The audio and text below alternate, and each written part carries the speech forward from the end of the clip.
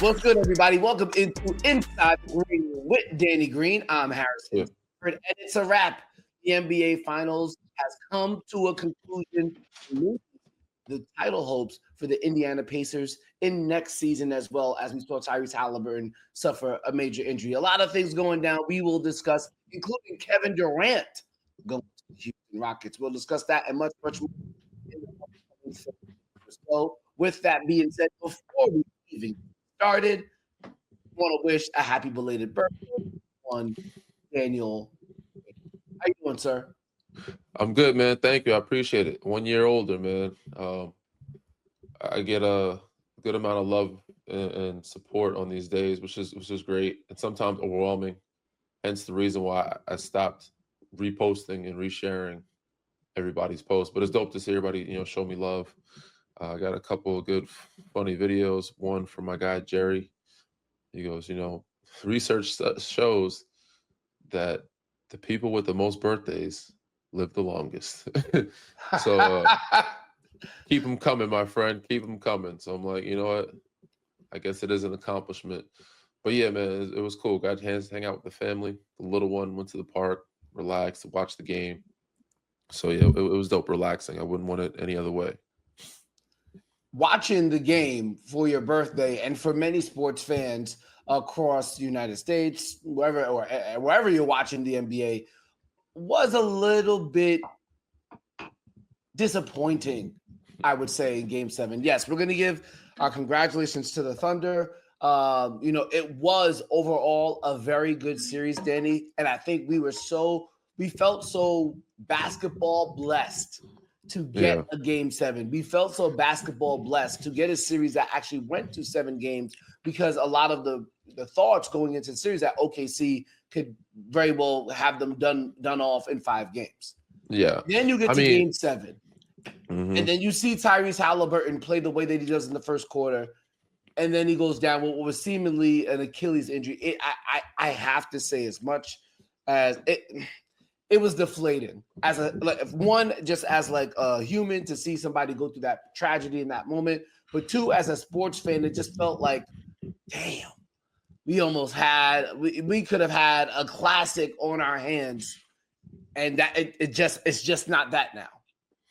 Yeah, I'm with you on that. I felt cheated a little bit. Well, first I felt pain for him for the game. I mean, the older groups that talk the game, the old heads of the game, even our parents, my dad, like, we haven't seen this many. Like, you don't see it that often. Achilles injury, we didn't see that in the past. Like, why is it happening? Is it the shoes? Is it the technology? Is it as many games? They're trying to figure it out, and they think, like, most people they don't wear high top shoes anymore. But there's been, as of late, more Achilles injuries than we've seen in a while, especially this postseason. Dame, Jason Tatum, and now Tyrese Haliburton. I think Indiana has 3 themselves. There's 2 other guys on their bench that has had injuries, that season-ended injuries. Isaiah Jackson, and the other name is escaping, but Isaiah Jackson is one of them. Yeah. So it's like, why is this happening? Why is it more common? But the replay was hard to watch, bro. Just seeing the pop.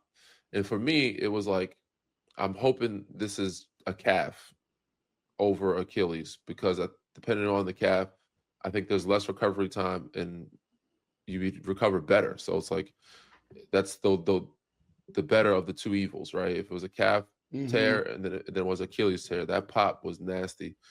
And for his dad to confirm it, I said, I'm like, they got the MRI already? Like, how do they know? Like, oh, it's a test. Okay, they do a test.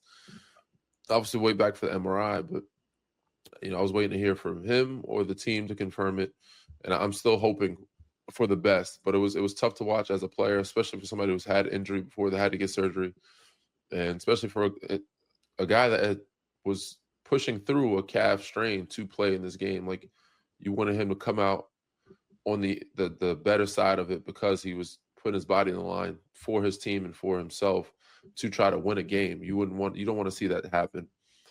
But yeah, all in all, as a basketball fan, felt cheated from the game standpoint of, damn, we didn't get the matchup we wanted, or the Game 7 that we wanted. It was still a good game, kind of ugly. It was a slugfest, low-scoring game to start. But I think with him, it would have been a way different game, and we don't know if we'd have the same champion if he was playing. Take me back to when you were in Toronto in 2019. You're getting That's ready exactly to what take... I thought of. That's what exactly my thoughts were when he popped it, and that Indiana was still in the game when we were playing against KD. That's the game we lost because Game 5. Not only is it hard for the group that has that superstar to recover from it, but the team, the opposing team as well. Like, it's hard mentally to keep your focus, to keep your energy, to not feel bad, and the other team usually picks up their energy some when they lose a guy. So I was like, this might be another KD situation in Toronto where I wouldn't say we let our guard down, but it was just hard to prepare for that, or hard to recover from that mentally, physically, and also a team that you prepared for with having these guys on the floor. It's not as easy. So I was like, Indiana has a chance. They're fighting, they're keeping alive, and I don't think OKC knows how to prepare for them without Tyrese, or if they can even recover themselves mentally of them not playing against another star on another team. And also didn't want to see anybody cheering for the fact that he got hurt. And it's disgusting, but there are people out there who are happy that he got hurt. And some of them being New York Knicks fans because of, some of the celebrations he's done to them. OKC, I wasn't in the building, but I was hoping that nobody was cheering for this young man to be hurt.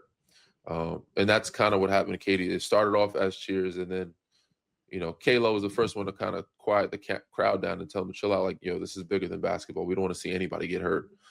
And it was just hard for us mentally to recover from that. And we ended up losing the game.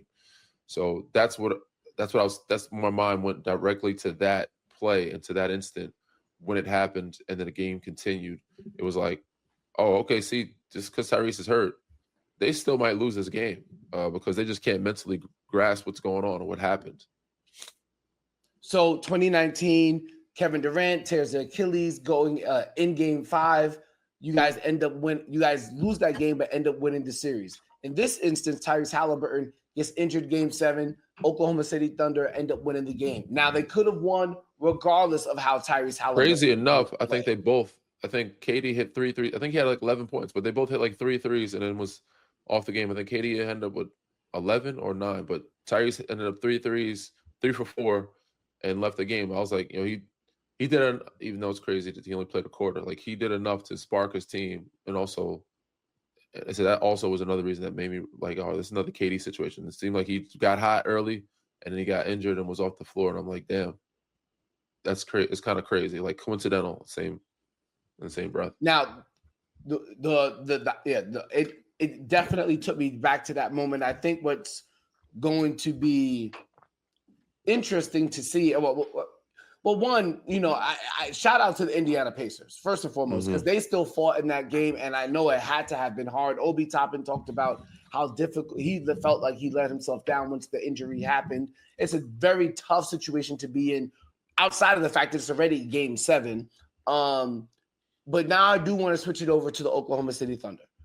Now, the Thunder end up winning the series, and I wonder, because they were the favorite, they're not going to get as much commentary as maybe your 2019 team did with the Toronto Raptors, where everybody said, well, if KD didn't get hurt, if Klay didn't get hurt, they wouldn't have won the championship, XYZ. But I do think what the Oklahoma City Thunder have to deal with, because they were the favorite and because this was happening in the fashion that it did, I think people are like, okay, what's next? Win again. It was something so interesting about it. I mean, it's one of those things where they feel like they got kind of lucky, I think, or they still, I don't think people are still sold on them yet, which is kind of crazy. It felt so awkward to me. It's like their celebration didn't meet the moment. And again, I can't tell people how to celebrate. You celebrate how you want. That's not how I would be celebrating an NBA title.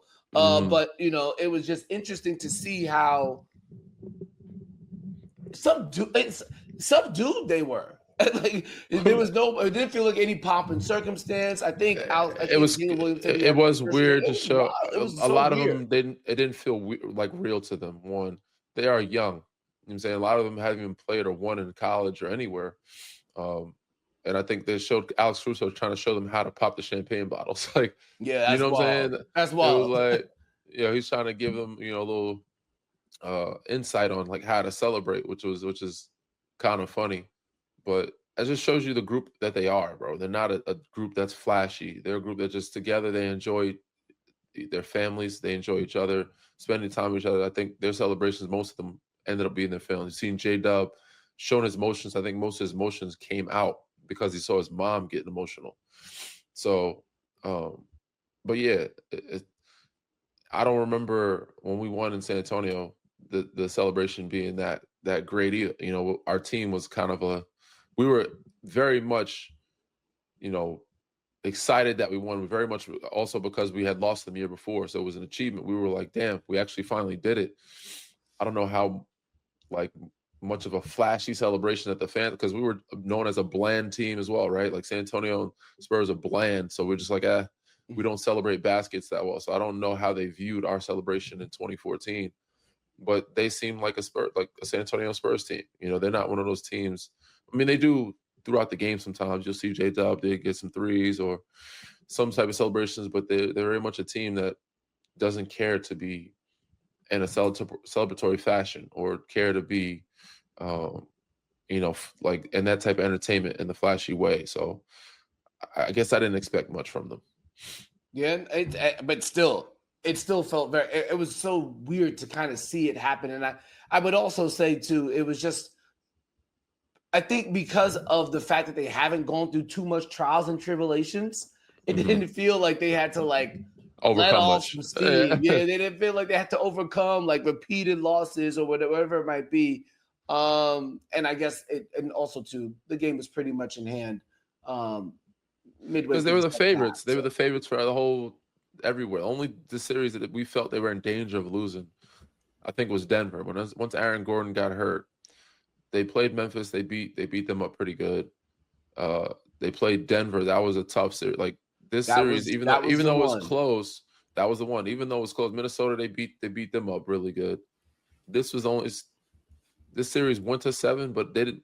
To most basketball fans, we didn't feel they were in danger of really losing a series. We wouldn't have believed it until Indiana did it. Like they were supposed to win in 5, 6, and if not 6, they're definitely winning 7. They would have lost. We'd be in disbelief, and we give Indiana a lot of credit because they're the underdog. OKC being a 1 seed and playing Indiana, who's a 4 seed, it's like every matchup besides Denver. Even then, that was a 3. It was a 1 verse. What were they? What was Denver? They were 3, 4, Denver 5, or was the 4, 3 5. seed. Denver was 4. 4, Yeah, they 5. were a 4 seed. Yep. They beat Clippers, right? So Clippers. Yep. every series they played, they were pretty much way up. And then Minnesota's a 6 seed. Like they're playing 4 and below. Yep. They're playing 4 and below seeds. So it's a little underwhelming when you're expecting them to win, and it's supposed to win the way. And obviously they won in a fashion where we thought it wasn't good enough. Like it's like, you're better enough. You're a better team than these groups that you're playing. You should have won in 6 games, 5 or 6 games. But that's them growing and maturing. Alex Caruso spoke to that. Like this is a team that had to take their lessons, and they did learn a lot in their wins. They're lucky enough to be able to still win and be successful and make and learn and take those learning hits as they're winning. So like most teams would have to lose and then come back. Like they're lucky enough to win one. And so I think they're going to be a better team next year because of the path they had to take and the battles they had to fight, even though they weren't a bunch of tough ones, but Indiana was a tough one and Denver was a tough one. But I think it was underwhelming as a fan for most people watching it because they were the heavy favorite and there were no series where they felt in danger except for Denver, really. Yep. I mean, even though the Pacers series did go to 7, now they would have felt in danger potentially if Haliburton Tyrese was was still in the playing. court. Yeah, once he went down, and it was like they're at home. Even with him playing, people were still favored at home. They're usually a +10, +20 team, at home. So until Indiana beat them, they were very heavy favored, and nobody was. Only time I thought they were in danger of losing to Game 4. that was the series for them. Once they survived that game, it was like, all right, now it's a new series. They got 2 days in between. Shea can recover. He can get his energy back. They have home court back now. But there was not many situations or times throughout the playoffs where like, oh, they felt like they were in danger of losing a game, losing a series. So because of OKC's youth, because they have 15 draft picks, it seems like they're going to be around for a while. The rich get richer. Many more, yeah. There's going to be many shows where we're going to discuss the Oklahoma City Thunder in the future, I would believe. So we'll save that for a while. Now things might be a little bit different with the Indiana Pacers, unfortunately. Now, with Tyrese Haliburton going down and suffering the Achilles injury that he did, it pretty much rules him out for next year. You mentioned that Jason Tatum got hurt in Game 4 of the Knicks series at Madison Square Garden in the fourth quarter with about 3 minutes left. They were down 9, tears his Achilles. He's more than likely out for the season. And then you also had Dame Lillard, who came back from blood clots during this postseason to play against the Indiana Pacers, and he suffered a torn Achilles in the postseason. A lot has happened as it pertains to injuries. I'm not a doctor. I'm not going to try and guess why it is what it is. I did see that Jay Williams pointed out that the pace is the highest it's ever been in the NBA since the 1970s. And that what might be attributing to these Achilles injuries because of this pace and space era that we are in basketball. I'll say, though, we'll move forward and we'll kind of look at what is going to be next for the Eastern Conference with all of these injuries, Danny. It would seem as if, I hate to say this, but it would seem the door's wide open for the Knicks. The door's wide open for the Cleveland Cavaliers. Wide open for potentially Orlando Magic. Yeah, who would you say, Danny? Favorite. Would you would put the Knicks as your favorite? It would be now it would classify as a disappointment. A legit disappointment if the New York Knicks are not in the NBA Finals next year. Knicks, Cavs, if you're not in the Finals next year, it is going to be heads will roll. Eastern Conference Finals. So with that being said, the East has been wide open for some years now. This is what it seems like, last 3 or 4 years. But and also we have to see who the New York Knicks hire as a head coach. But it seems as if you're the Eastern Conference Finals team and the other Eastern Conference Finals team loses one of your star players, you are the heavy favorite now. Obviously, Cleveland is a favorite too. We don't know what kind of moves they're going to make because they still need to do something to put themselves in that contention. I mean, they're a top-seeded team. They're going to be a really good group, but they do need to make some adjustments. I think they can make 1 or 2 moves to make some adjustments to clean up some mishaps that they have. But to those 2 teams, man, y'all better be top 1 and 2 seed in the Eastern Conference Finals. Philly has to get healthy. Milwaukee, they can turn it around. You know, Giannis somehow leaving, he can easily rebuild quickly because of how open the East is. You know, Boston's going to make some trades. Why not go get Drew Holiday back?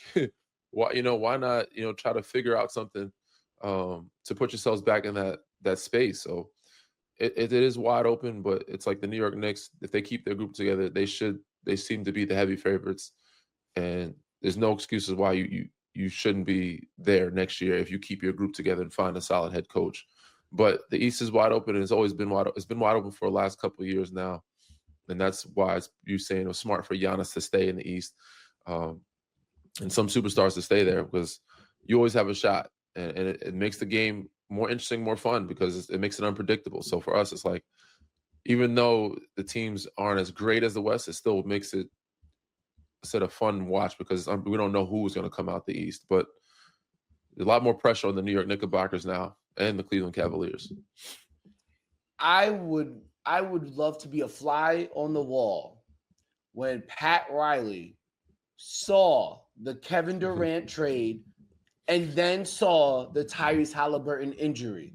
Reports coming out that the Miami Heat refused to include Jaime Jaquez Jr., Hayward Highsmith, and I believe Nikola Jovic in any of the deals that would have netted them Kevin Durant.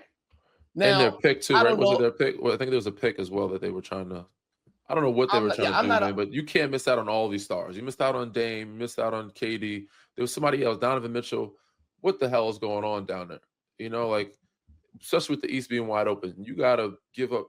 Why these great players, but I don't know why these younger kids are held in such high regard, especially when you barely play Jaime Jaquez. Like, he had a great first year, but the Yeah, second they year, barely played him this year. you barely played him this year. Highsmith is a good piece. I get it. Jovic played sometimes. Only three people you need to keep is Bam Adebayo, Tyler Hero, and Khalil Ware. Outside of that, everybody is very much expendable.